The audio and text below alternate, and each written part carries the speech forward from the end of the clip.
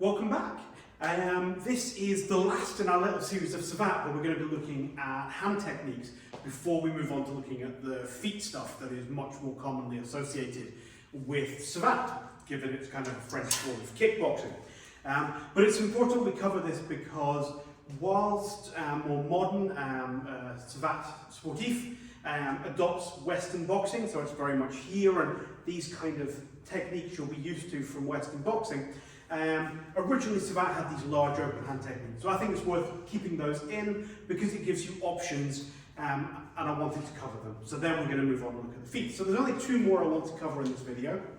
As I said, we've already looked at our moveset, which is our kind of pushing away kind of direction. We've looked at our BAF, where we're coming in big circular motions, and we've looked at the tranche, where we're coming down at our opponent from above.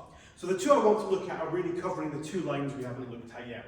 One of those is rising, this kind of central line moving up this way, which would be an uppercut, and you get that normally in boxing. You get nice and close, and you get this kind of uppercut driving through and up at quite a short range here. But rather than striking with the top of our hand, the way we prefer to do this is to strike with this top part of the hand here. So rather than with the knuckles, we're striking with the top of this.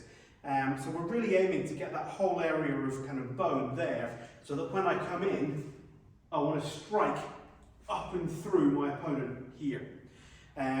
Again, part of the reason for this, if I had a knife, that is where I would want to throw that attack.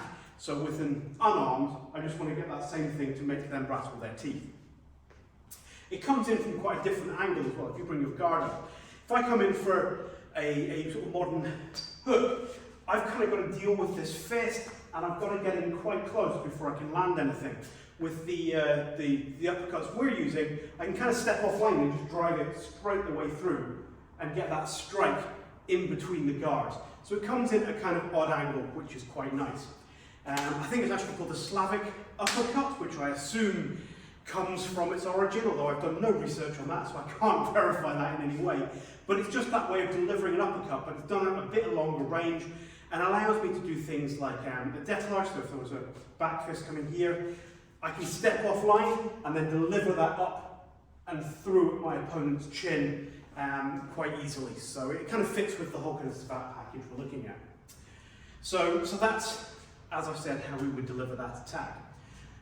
You can do open hand as well, in which case I'm aiming to get the heel of the palm up and underneath the chin, which is a really good teeth rattler. And if I want to go further from there, I can then look to upset their eyes. I can look to step through and try and throw them as if I was moving them onto the back. All possibilities, just different ways of using the same technique. The other one I want to look at today is Pique, which is a weird motion because the motion that's actually going to deliver the attack is I'm going to be moving my arm back towards my body. And the idea of this is just a little flick. So what I do is I throw my hand out but keep it very relaxed, and then whip my hand back towards my body so that, as you can see, my fingers kind of splay out that way as I'm going.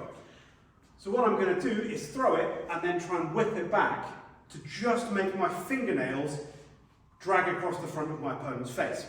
I keep my fingers nice and spread, so there's a good chance that one of these will find an eyeball on the way through.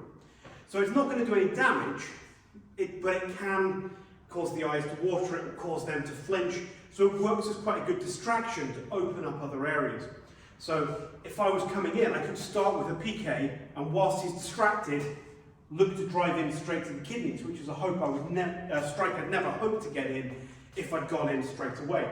I can use it again if I'm feeling pressure, so if a jab comes out, I can block that and pique there, and I'm pretty sure this cross isn't going to land because he's too busy worrying about what's happening with his face, and that might give me the time I need to get out, reconsider my options, and come back in with a plan.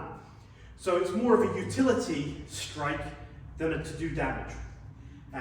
But that means we've then kind of got this complete package, so I can use my movesets in here, I can come in with the BAF, I can step through with the tranche, I can come in with my Slavic uppercut, or I can pique just to gain a little bit of control over what my opponent's doing. So that gives us this body of hand techniques that we can use to work along with Savate. So hopefully you found that interesting and useful over the last few weeks. And as of next week, we're going to move on to looking at the feet, and we're going to start with an avant chassé frontal, which I'm sure will be familiar to so many of you if you've done any form of martial arts.